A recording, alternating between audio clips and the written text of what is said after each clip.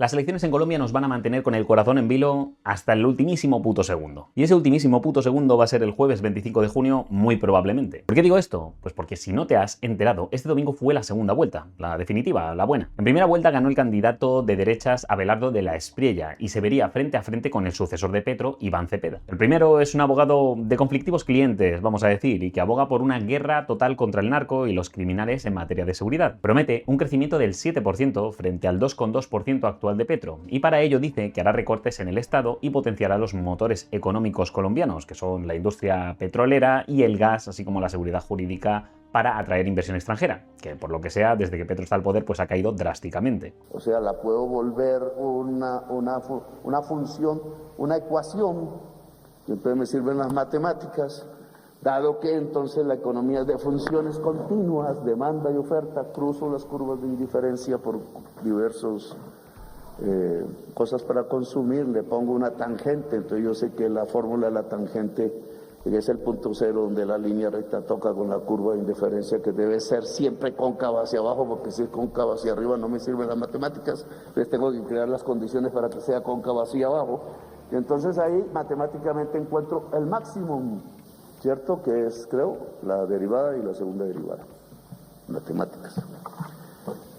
Y aclaro que esto es lo que promete, que luego lo consiga ya es otra cosa. El segundo es, bueno, la continuación de Petro en el gobierno, Iván Cepeda. Este es literalmente un comunista y un antiguo guerrillero que promete continuar con el proyecto actual. Un proyecto que ahora mismo tiene estancada a Colombia en un crecimiento del 2,2, como hemos dicho, y que en materia de seguridad mantiene lo de abrazos, no balazos contra el narco. Y en cuanto a motores económicos, pues mantiene lo del antifracking como bandera, y por tanto implica que podéis olvidaros del sector petrolero en Colombia. Y aclaro que eso es lo que promete, que luego la situación mejore, empeore o se mantenga ya es otra cosa. Bien, en primera vuelta de la Espriella ganó sobrepasando hasta a Cepeda, algo que no se preveía porque las encuestadoras lo que decían era que Cepeda ganaría y que de la Espriella quedaría segundo, bastante cerca. Y esto implicaba que si contábamos con la consolidación del voto de la derecha en él, pues terminaría ganando la presidencia colombiana en segunda vuelta. Pero es que ya en primera vuelta obtuvo cerca del 45% de los votos, 5 puntos por encima de Cepeda. Dicho eso, muchos analistas ya anticiparon que esa consolidación del voto no era tan sencilla porque mucho votante centrista no estaba cómodo del todo con la postura más agresiva que tiene de la Espriella y que pregona respecto al crimen y al narco. Ya sabéis, el de guerra total para aplicar una solución Bukele a Colombia y recuperar el control del país. Y adiós, y vamos a hacer lo que la gente necesita que se haga.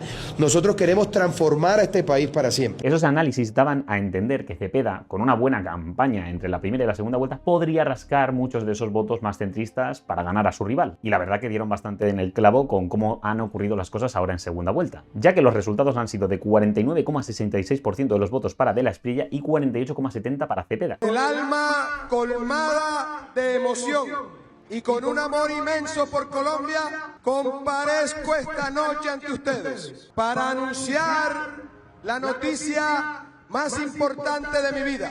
El pueblo colombiano me ha confiado el honor supremo de servirle como su próximo presidente de la República de Colombia. Es decir, que el candidato de derecha habría ganado por una diferencia de apenas 250.000 votos. Es decir, una diferencia de 250.000 personas están decidiendo el rumbo de un país de 53 millones. Eso me parece brutal porque ahora mismo también se están terminando de contabilizarse los votos de la segunda vuelta en Perú y la candidata de derechas, Keiko Fujimori, también por apenas 40.000 votos va ganando a Sánchez, de izquierdas. Parece que en estos dos países el cambio de rumbo va a decidirse por poquísimas personas, si lo pensáis. Y de nuevo, no es una diferencia baladí, es que hablamos de que De la Espriella aboga por una postura de completa guerra contra el narco y el crimen, alineada con una postura estadounidense que ya está llevándose a cabo en operaciones contra el narco en Venezuela. Y si no sabéis de lo que hablo, tenéis un vídeo como el del niño guerrero en el canal, el jefe del Tren de Aragua que fue eliminado en una operación conjunta entre el gobierno de la sustituta de Maduro, Delcy Rodríguez, y los yanquis. También tenéis las constantes operaciones que Estados Unidos está llevando a cabo en México a través de la CIA. Y eso que ahí tenéis a una presidenta que, vamos a decir, no es tan afín a la postura estadounidense, pero que o está atada de manos y no puede hacer nada para evitarlo, o que directamente no se entera de lo que está pasando en su propio país, porque los estadounidenses, al parecer, están llevando a cabo estas operaciones en colaboración directa con autoridades a un nivel estatal, vamos a decir, no federal, ya que no se fían de... La derecha criticó mucho esto de abrazos, no balazos, porque decían ellos que era abrazos a la delincuencia. Falso. Nadie planteó nunca eso. El asunto es que hay que acercarse a los jóvenes. Pensar que la presencia yanqui en Hispanoamérica y sus operaciones no han sido un factor más en estas elecciones es negar la realidad de frente, porque está claro que ese despliegue, los entrenamientos en Panamá y la doctrina que está llevando a cabo el señor Naranja está condicionando muchísimo las candidaturas de derecha, que vienen respaldadas en sus programas por un aval como la cercanía ideológica con Estados Unidos y la presencia militar que tiene ahora mismo en toda la región. Por eso, en mi opinión, la política que promete De la Espriella tiene mucha más credibilidad. O sea, no digo que tengas que estar de acuerdo con él, digo que un candidato que promete esa guerra total contra el narco tiene más credibilidad a la hora de aplicarla cuando ves que los yanquis, que están en guerra total contra el narco en otros países hispanoamericanos como Venezuela o México, apoyan a ese candidato, porque implica que las Fuerzas Armadas colombianas probablemente van a llevar a cabo operaciones conjuntas con Estados Unidos de manera más agresiva en su país, igual que están haciendo ahora en otros muchos. Con esto en mente aclaremos lo que hemos dicho antes. Esto que vemos, esa diferencia de 250.000 personas, está pendiente de escrutinio, y ningún candidato debería cantar victoria o derrota porque la diferencia porcentual de los votos de Cepeda y de la Espriella es de apenas 0,96 puntos. Y a ver, no es que falte gente por votar ni votos por recibir como pasa por ejemplo en California, que ya comentamos, pero falta que ese dato se corrobore en el escrutinio. Es decir, dentro de las fases de un proceso electoral hemos terminado obviamente la fase de votación, concretamente a las 4 de la tarde, que es cuando en Colombia cierran las urnas. En cada mesa, los jurados de votación abren las urnas y cuentan los votos delante de testigos de todos los partidos y autoridades. Con eso rellenan el formulario E14, que es el acta de la mesa. Con esos datos, las personas encargadas de cada mesa comunican los resultados por vía telefónica o por un sistema de transmisión para que la registraduría los vaya agregando y puedan publicar esa misma noche los resultados. Esto es lo que se conoce como el resultado del preconteo, y eso es lo que tenemos hasta ahora, y es lo que se transmite en las noticias. Ah, y aprovecho para hacer mención a aquel bulo que muchos se tragaron y que Petro amplificó y todavía no reconoce. Y es que hubo muchos, el presidente de Colombia, que está a punto de salir incluido, que dijeron que había formularios E14 de estos que os comento, los que rellenan en cada mesa electoral, que venían sin firmas de jurados, insinuando que esas actas podían ser inválidas o manipulables. Y si digo que lo amplificó es porque el propio Petro publicó en X que la registraduría estaba subiendo E14 sin firmas y puso un vídeo de un tío revisando actas. Se revisaron los casos y se concluyó que era falso lo que se estaba diciendo por parte de Petro, que tampoco es el primero en llamar pucherazo a un resultado electoral, lo hacen todos, Trump incluido. Tú créete al que quieras creerte, a mí me da completamente igual. Yo solo te digo que el caso de Petro está desmentido. Los E14 sí tenían las páginas con el espacio de las firmas rellenado. Lo que pasaba es que algunos vídeos solo mostraban la primera página de estos E14 donde aparecen los votos y no en la segunda donde están las observaciones y las firmas. Y bueno, también se generaron muchas fotos con IA y tal, y mucha gente se las creyó. AFP verificó casos de la primera vuelta y dijo que nada de lo que había dicho Petro pues probaba un fraude. De hecho, algunas correcciones que tanto criticaba a Petro también favorecían a Cepeda, pero esas seguro que no las comentaba. O sea, Petro, que ya no tiene nada que perder a estas alturas, se está dedicando a jugarla de presentar todo como si fuese un fraude. Y a la mente me viene lo que ya dijimos en los primeros vídeos, que me parecía muy gracioso cómo a la izquierda en Colombia se le llenaba la boca de dignidad en el reconocimiento de los resultados electorales, cuando les favorecen a ellos, pero cuando ha llegado el momento de hacerlo tras perder, pues tenéis al Petro saliente, haciendo la campaña de desestabilización y sin reconocer aún los resultados de primera vuelta. Os digo, estamos con el escrutinio de la segunda y Petro todavía no ha reconocido la primera. Te diría que con absoluta certeza mi bola de cristal señala que la izquierda siempre, cuando saca un resultado que no es el que más le favorece, acepta el resultado. Mientras que si hubiera sido al revés, y que lo digo para que la gente también saque sus reflexiones de quién realmente acepta las reglas del juego y quién no las acepta tanto. El presidente colombiano Gustavo Petro publicaba este martes un documento en el que su opinión queda evidenciado un posible fraude de la primera vuelta de las elecciones presidenciales del pasado domingo. ¡Apique el portaaviones! Es que hasta Cepeda, que es el candidato, reconoció los resultados de primera vuelta cuando terminó el escrutinio. Algunos le criticaron diciendo que tenía que haberlo hecho con el preconteo, pero bueno, ahí tampoco hay mucho que criticar porque tampoco es una locura querer esperar a que termine el escrutinio. Dicho eso, tengo que añadir que en primera vuelta no tuvo tanta relevancia porque la diferencia entre De la Espriella y Cepeda fue muchísimo más marcada. Y os diré algo, en Colombia históricamente la diferencia que hay entre el preconteo, ¿vale? El resultado que arroja el preconteo y el resultado que se arroja finalmente por el escrutinio es de menos de un punto porcentual. Pero en esta segunda vuelta, justo ahí está la clave esta semana, que precisamente la diferencia que hay ahora mismo entre De la Espriella y Cepeda es de menos de un punto porcentual, es del 0,96%, por lo que se podría decir que la cosa puede salir para todos lados. Por eso, que haya terminado este proceso de preconteo, pero que estemos en el escrutinio es tan interesante, porque mantiene la tensión hasta el último puto segundo. Y dicho eso, y habiendo generado ese clímax, pues me voy a cargar un poco el clímax diciendo que la diferencia que hubo entre el preconteo, el resultado del preconteo y el resultado del escrutinio, en primera vuelta fue de 0,06%, ¿vale? 0,06%. Es decir, muy mal van a tener que darse las cosas para que suba al 0,96 y gire completamente la votación, pero oye, la tensión está ahí, vamos a dejarlo. Y si te preocupa el proceso del escrutinio, pues vamos a verlo un poco, ¿vale? Una vez terminado el preconteo, pasamos, como digo, al escrutinio, que lo hacen unas comisiones escrutadoras, no una empresa privada ni un software. El escrutinio está escrutado. ¿Quién lo desescrutará? El desescrutador que lo desescrute, buen desescrutador.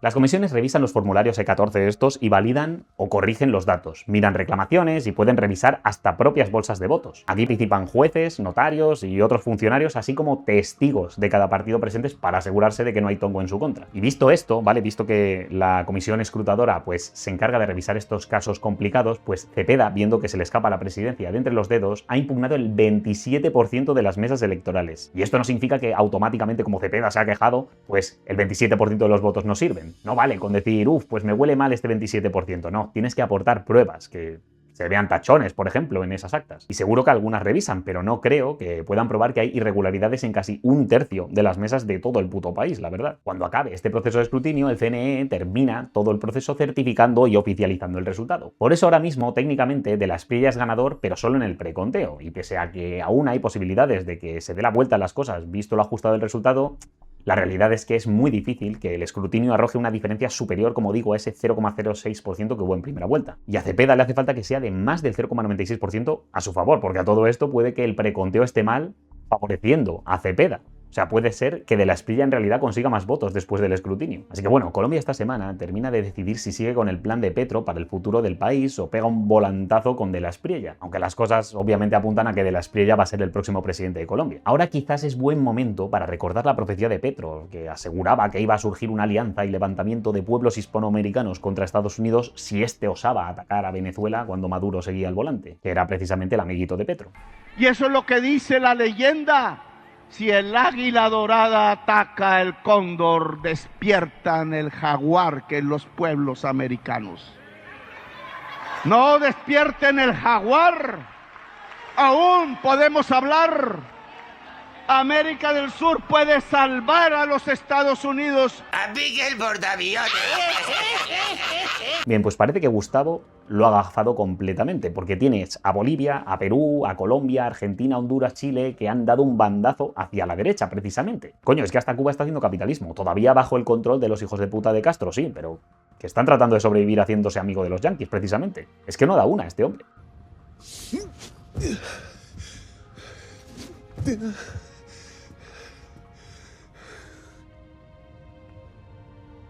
Que yo insisto, vosotros pensad y creed lo que queráis creer, pero os voy a decir algo, ¿vale? Una cosa que yo discutía con algunos en comentarios era la línea de que el gobierno de Petro pues habría sido bueno para Colombia, que estaba castigando al negocio de la droga, que estaba incautando más que nunca, que había habido una mejora en la vida de la gente y que esperaba un futuro brillante a Colombia. Vamos por partes. En materia de narcotráfico, Petro puso en marcha un plan que pasaba por subvencionar a campesinos para cambiar sus cultivos de coca, bueno, de la pasta base de la coca, a café o cacao. O sea, que pagaba a los campesinos para que no hiciesen lo que necesitan los narcotraficantes para hacer la droga, sino que cambiasen otros cultivos, ¿vale? Es una imagen poco frecuente. Fuerzas del orden y agricultores colaboran para destruir plantas de coca en Putumayo, un departamento que se ha sumado a la estrategia del gobierno de Gustavo Petro para sustituir los cultivos ilícitos en Colombia, que se extienden a lo largo de 258.000 hectáreas. Pero es que ¿veis de verdad eso como un plan a largo plazo?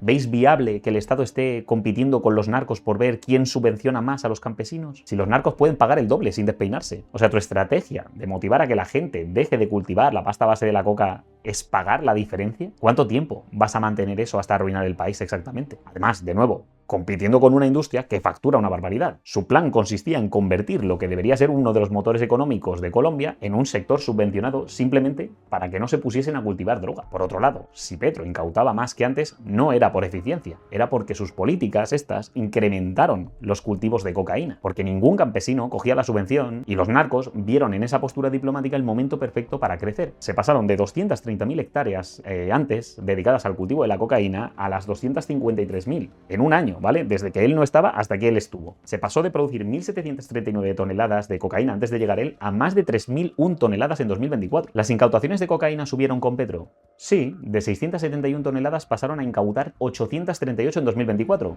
Pero es que no cubres la diferencia del incremento en producción. Es que si incautas un 32% más que antes, pero la producción ha subido 73%, no estás mejor, estás peor. El narco se lucra más y es capaz de pagar por seguir controlando esos cultivos. La táctica de Petro lo único que ha hecho es fortalecerlos. Y eso a la larga lo que provoca es que ganen más dinero, controlen más parte del país, sean capaces de financiar a más gente y te acaben partiendo la nación. Igual que está haciendo Evo Morales en Bolivia mientras hablamos, que te controla una parte del país cocalera y está pidiendo que dejen a la capital sin agua a ver si es capaz de reventar toda la nación y así reinar sobre las cenizas. Y ya el dato económico es bastante dramático, ¿eh? Y lo comentamos en otro vídeo, que de nuevo, subvencionar y ayudar a tu población no es malo. El Estado está ahí para orientar el rumbo del país y para ayudar a que haya un equilibrio dentro de la población. Pero tal como dijimos, desde que Petro está al mando, la inversión privada se ha hundido y el crecimiento se ha estancado pese a que encima ha incrementado el gasto público. O sea, sus políticas te ayudan a corto plazo, pero a largo plazo te joden porque te dejan sin futuro en el país. Que dices, coño, si el Estado invierte más, por lo menos servirá para fortalecer y hacer florecer la industria del país y potenciar el motor económico de la nación. Pues no, de nuevo, se trataría del típico establecimiento de redes clientelares. Te voto porque me financias hoy de alguna manera. Ya veremos mañana. Y si no, preguntadle a Venezuela. El problema es que tienes que preguntarte, si a mí me están pagando, ¿cómo me lo están pagando? O sea, ¿de dónde está saliendo ese dinero? Porque si yo lo recibo, alguien lo está teniendo que generar al otro lado de la cadena. Pues para responder a esto, además, quédate con el dato de que Petro aboga por cargarse la industria petrolera en cierto sentido, que es precisamente lo que da de comer a Colombia, si obviamos el narcotráfico, claro. La bandera de Petro y de ahora Cepeda es la lucha contra el fracking para la explotación petrolífera. Para el que no lo sepa, el fracking es una técnica de extracción que consiste en inyectar agua y químicos para extraer el petróleo, ¿vale? Petróleo que a lo mejor tú no podrías sacar del suelo, pues con esa técnica puedes sacarlo del suelo. Los yanquis llevan la hostia de tiempo haciéndolo y por eso ahora son el país que más petróleo extrae del mundo. Por eso la guerra de Irán les ha subido el coste de la gasolina, pero no les ha generado desabastecimiento como le ha ocurrido a otros países. Y además están ganando más dinero gracias a esa exportación. Bueno, ya no, porque el precio ha bajado otra vez. Visto esto,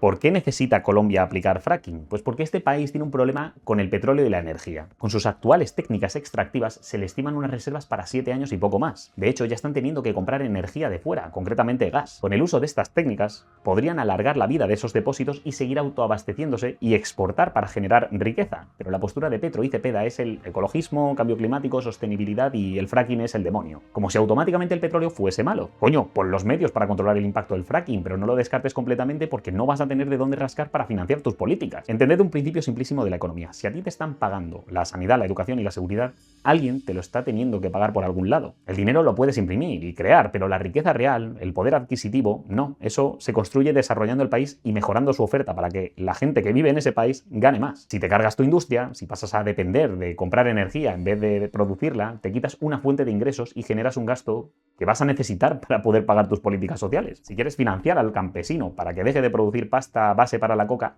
alguien tiene que poner ese dinero que usas para subvencionarle. Y esto no significa que de la Espriella automáticamente vaya a hacerte una gestión fabulosa. Igual coge el timón y lo estrella todo. Pero desde luego el programa que trae pues tiene un poco más de coherencia económica de cara a generar esa riqueza y hacer que el país crezca. Porque yo sinceramente no sé de dónde quiere sacar Cepeda y Petro el dinero si no es de la droga, porque se están cargando todo lo demás. Es un misterio. Muy misterioso. Lo que está claro es que en Colombia están súper divididos en esto, pero dentro de esa división, la mitad más 250.000 colombianos han decidido que el rumbo de Petro y Cepeda pues no era el correcto de cara a hacer crecer a Colombia y mejorar su seguridad contra los criminales y los narcotraficantes. Eso si el escrutinio no cambia las cosas. Pero bueno, yo te cuento esto sin tener ni idea del asunto, así que trata tú de ilustrarnos en comentarios. ¿Crees que De la Espriella ha ganado y están a punto de dar un volantazo a la política que se estaba llevando por parte de Petro y que pretendía seguir Cepeda en Colombia? ¿O ha ganado Cepeda pero aún no lo sabemos? Y lo más importante, si gana De la Espriella, ¿crees que Petro va a reconocer los resultados en algún momento o va a esconderse en la selva al estilo Evo Morales y animar a una insurrección? Te leo. Suscríbete si no lo has hecho y hazte miembro, que ayuda mucho al canal. Echa un ojo a los vídeos para mantenerte en el debate y nos vemos en la próxima. Hasta luego. ¿Ustedes creen que tengo que dimitir? Pues les voy a decir algo. No voy a dimitir. No voy a dimitir. No voy a dimitir. No voy a dimitir. No voy a dimitir.